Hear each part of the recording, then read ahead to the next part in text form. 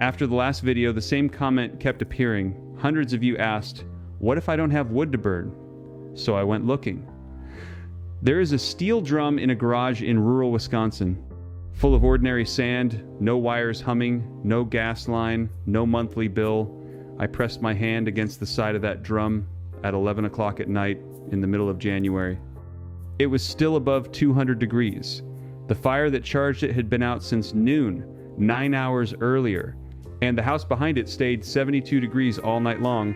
The man who built it spent $280 once. He has not written a check for heat since. Before this video is over, I am going to show you a test from 1,822 inches, a castle in Poland, that proved this physics so completely that the only reason you do not already have one is because someone decided you should not.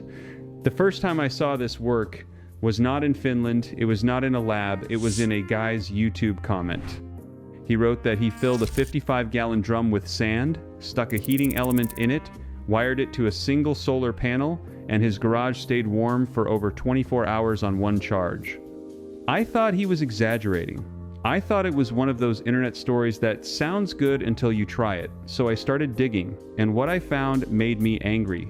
Not because the idea was new, because the idea was ancient, and someone buried it. Let me take you back 5,000 years. Korea, a system called the ondol. The word means warm stone. They built channels under the floor, ran heat from an external fire through those channels into thick stone slabs. The stone absorbed the heat slowly, then released it for 12 to 24 hours after the fire went out. You light the fire at dinner, you let it die by 8 at night, your family sleeps warm until 6 in the morning. No fuel burning overnight, no risk, no waste. And here is the part that should bother you. 90% of homes in South Korea today still use radiant floor heating descended directly from the ondol. This is not ancient history sitting in a museum. This is a living technology in one of the most advanced economies on the planet. China had their own version. The Kang, an elevated stone platform connected to the cooking fire. As recently as 2004, 67 million Kangs served 175 million people across 14 provinces in northern China. Researchers documented heating load reductions between 50 and 80%, half to 4/5 of the heating energy gone because of stone and gravity and patience. Rome built the Hippocaust. You have probably heard of that one. Raised floors on stone pillars, hot air flowing underneath. Brilliant engineering, but it had a flaw. It needed constant fire, expensive, labor-intensive. The heat escaped as fast as it arrived. But here is where the story gets interesting, and this is the part nobody talks about. Medieval engineers in northern Germany, Poland, Finland, Denmark, and Sweden looked at the Roman Hippocaust and asked a simple question: what if we added mass? What if instead of letting the heat pass through, we trapped it? They built chambers of granite beneath the floor. You lit the fire. The granite absorbed the heat until it glowed. You put out the fire. You sealed the chimney. Then you opened vents in the floor, and the heat stored in those stones radiated upward for days. One load of firewood, days of warmth. Therefore, what the Romans started, medieval Europe perfected, and the proof still exists. In 1822, researchers traveled to Malbork Castle in Poland to test a thermal storage Hippocaust that had been operating for 400 years. They fed it 7/10 of a cubic meter of spruce wood, burned it for 3.5 hours, put the fire out, waited 20 minutes. A hall of 850 square meters, nearly the size of a modern American mansion with ceilings 3 stories high, rose from 6 degrees Celsius to 22.5. That is from 43 Fahrenheit to 72 in 20 minutes. From a fire that was already out 4 centuries old. Still working. Medieval Europe had at least 500 documented thermal storage Hippocausts. The physics never failed. The physics never changed. It simply disappeared from Western construction. And I spent a long time trying to understand why. But before I get to who killed it, I need to show you what it looks like today. Because a company in Finland just proved this works at a scale that should terrify every gas utility in America. In 2018, two engineers from the University of Tampere, Tomi Eronen and Markku Elonen, asked a question that sounds almost naive. Can you build an energy-independent community using only solar power? The problem was not generating the electricity. Solar panels are cheap, the problem was storing it. Lithium batteries cost $300 per kilowatt hour of storage. That is the number the entire energy industry is built around, $300 per kilowatt hour. Sand costs $4 to $10 per kilowatt hour. Read that again, $4 to $10 versus $300. That is a 30 to 1 cost difference. Or if you measure it by volume, $16 per cubic meter of sand versus $39,600 per cubic meter of lithium battery, a ratio of 2,500 to 1. Same job, store energy, release it later. One costs a fortune, one costs almost nothing. So Eronen and Ylonen built it. Their company is called Polar Night Energy. In July 2022, they turned on the world's first commercial sand battery in Kankaanpää, Finland. A steel silo, 4 meters wide, 7 meters tall, filled with 100 tons of ordinary construction sand, heated to 500 to 600 degrees Celsius using excess wind and solar electricity, capacity 8 megawatt hours, enough to heat about 100 homes and a public swimming pool. Annual efficiency 85%. The cost of the system roughly $200,000. A lithium battery with the same capacity would have cost $1.6 million. That installation won the Productive Idea of Finland Award in 2023. It appeared on the billboards in Times Square. Time magazine named Polar Night Energy one of the best inventions of 2025. They are listed on NASDAQ Helsinki. And then they built a bigger one, Pornainen, Finland, 13 meters tall, 15 meters wide, 2,000 tons of soapstone, a byproduct from making fireplaces, 100 megawatt hours of capacity, 10 times larger than the first, 1 megawatt of thermal power. In summer, it covers nearly a month of the town's heating demand. In winter, a full week. It cuts 160 tons of carbon dioxide emissions every year. Cost of storage, $25 per kilowatt hour versus $100 for lithium. 3 installations in Finland, 0 in the United States. Same physics, same sand, same sun. Different governments, different lobbyists. But why? Why does a country of 5.5 million people have this technology heating real homes right now, while a country of 330 million does not even have a building code category for it? The answer has a name: the American Gas Association. The residential heating industry in the United States generates $12 billion a year. The 8 largest HVAC manufacturers control 90% of that revenue. 60% of residential sales are emergency replacements. Your furnace dies in January and you call whoever answers the phone. The business model depends on proprietary equipment, licensed installation, periodic service calls, and eventual replacement. A steel drum full of sand breaks every link in that chain. In March 2020, the American Gas Association held an internal meeting about how to slow down policies moving away from gas.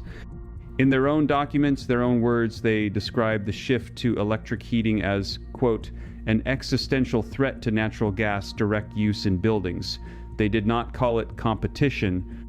They called it existential. Therefore, they went to work. Since 2020, more than 25 states have passed preemption laws that prohibit cities from restricting natural gas. When researchers ran the text of those laws through plagiarism detection software, the language was nearly identical across states. Copy and paste. The state representative from Utah, who sponsored his version, admitted it publicly. He said he did not come up with it himself. He became aware of it from his local gas supplier, Dominion Energy. His words, but it gets worse. More than 70 million Americans pay the American Gas Association's membership dues every single month through their gas bill. You are funding the lobbying machine that keeps alternatives away from you. The Federal Energy Regulatory Commission opened an investigation into this practice in 2021. As of today, it remains unresolved. In January 2024, the AGA successfully appealed the model building code issued by the International Code Council. They helped strip clean energy measures from national model construction codes. They reversed the first ever gas ban in Berkeley, California through federal courts. And this is not new behavior. As far back as the 1930s, gas industry executives paid Bob Hope, Jack Benny, and even Daffy Duck to popularize the phrase, "Now we're cooking with gas." In recent years, the AGA paid social media influencers to promote gas stoves using the exact same playbook. 90 years later, same trick. Now here is where it hits your wallet directly. The International Residential Code has no category for solid-state thermal storage. None. The code assumes heat comes from manufactured equipment with a brand name and a model number. A silo full of sand does not fit any form, therefore it cannot be approved. Not because it failed a test, because the test does not exist. Underwriters Laboratories UL has no listing for any residential sand battery, no listing for any solid-state thermal storage system at all. Without a listing, there is no category. Without a category, there is no approval path. A homeowner documented on Green Building Advisor that his $15,000 solar thermal storage system was appraised at $0. Zero. Because there was no UL sticker. The appraiser literally could not see it, and the insurance catch is even darker. If your house catches fire and the inspector finds a sand storage system without UL certification and without code approval, your policy can be voided. Not because the system caused the fire, because it did not have the right piece of paper. The code does not ban sand batteries. It simply has no box to check. And the people who write the codes have no incentive to add one. Now, if you already own a house and you are thinking this only applies to people building from scratch, stay with me, because this next part is specifically for you. You do not need to tear out your walls.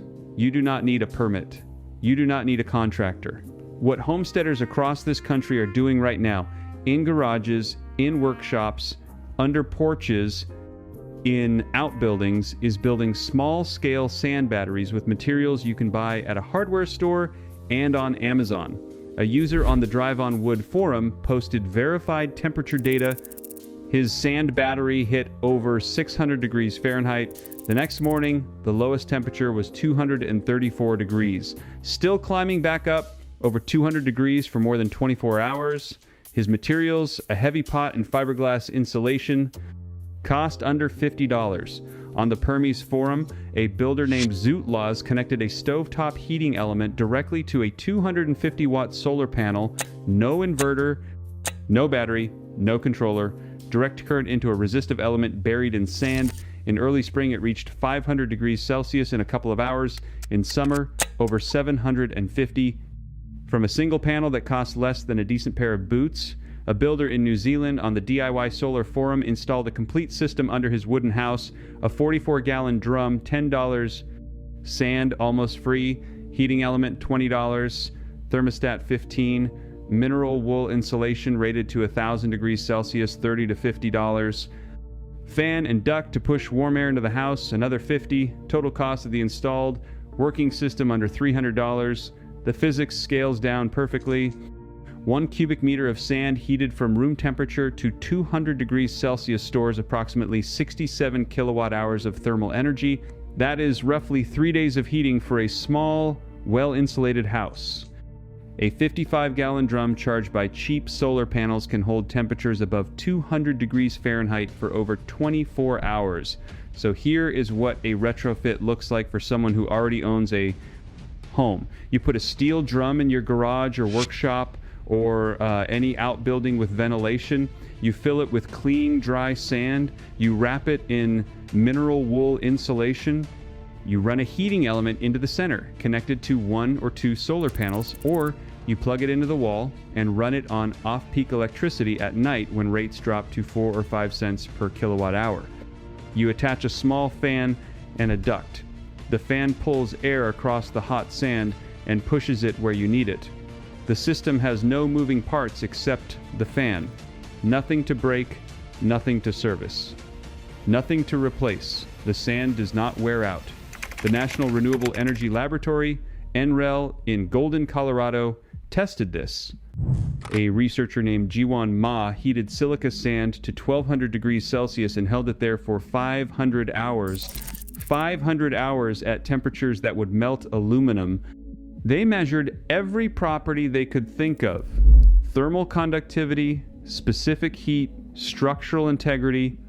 The results, and this is a direct finding from a United States Department of Energy laboratory, no significant changes in any measured parameter. The sand did not age, did not degrade, did not crack, did not change. After 500 hours at 1200 degrees, it was the same sand. Compare that to a lithium battery that loses capacity every year and needs replacement in 10 to 15 years.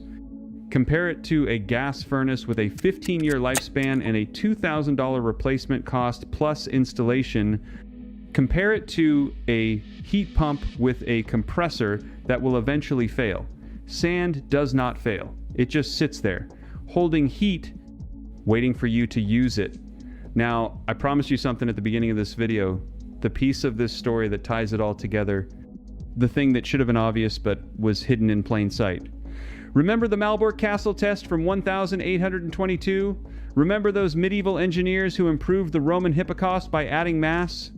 They figured out that the key was not the fire. The fire was just the charging mechanism. The key was the stone.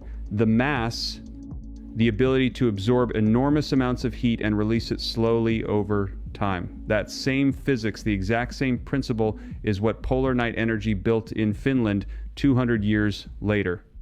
It is what the NREL tested in Colorado. It is what homesteaders are building in their garages with 55-gallon drums. It is what Korea has used for 5,000 years. The fire changed. First it was wood, then coal, then gas. Now it is electricity from the sun. But the storage never needed to change. Because sand and stone were already perfect, the gas industry did not suppress a technology. They suppressed a principle. The principle that you do not need to buy fuel forever. The principle that you can charge a mass once and live off the heat for days. The principle that the cheapest, most abundant material on the surface of the earth does the same job as a $300 per kilowatt hour lithium battery. The average American household spends $900 to $1,200 a year on gas heating. Over 30 years, that is $27,000 to $36,000 paid to an industry that knew since at least 2020 by their own internal admission that alternatives like this existed and posed an existential threat to their business. Their response was not to compete, it was to make sure the building codes had no checkbox, no form, no category, no path. If that makes you angry, and it should, hit the like button, because that is how this reaches someone who is still writing those checks. A $300 drum of sand with no moving parts, no maintenance, no degradation, and no monthly bill connected to panels that pay for themselves in 2 winters versus $36,000 over a lifetime, to an industry that funded 25 state laws to make sure you never had another option. That is not a market failure.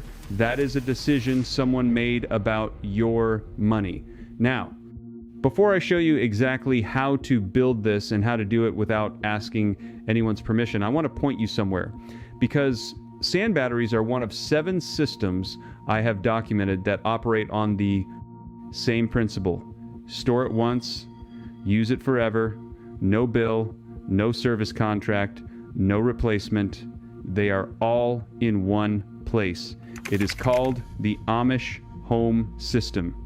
The stove, the wall, the water, the fuel, now this. Everything documented with exact materials, exact quantities, and exact steps for a home you already own. The link is in the description. But stay here, because the build I am about to show you requires no permit, no contractor, and no one's approval. And that last part is the point. The knowledge was never lost. The Koreans kept it for 5,000 years. The Chinese heated 175 million people with it. The Finns turned it into a company listed on the stock exchange. The only place it disappeared was here, in the one country where the gas industry had enough money to make it vanish from the codes, the classrooms, end the conversation. You now have it back. If you are the kind of person who believes that real knowledge has been quietly pushed aside to protect someone else's profit margin, you already know what to do next. I want to hear from you. If you were going to build a sand battery this spring, where would you put it? Garage, workshop, under the porch? Drop that in the comments. Tell me your plan. Because this is how we spread what they tried to bury. Subscribe if you are tired of paying for something the earth gives away for free. The next video goes deeper. There is a material cheaper than sand that stores even more heat, and one man in Appalachia has been heating his entire homestead with it for 11 years. Nobody has told that story yet. We will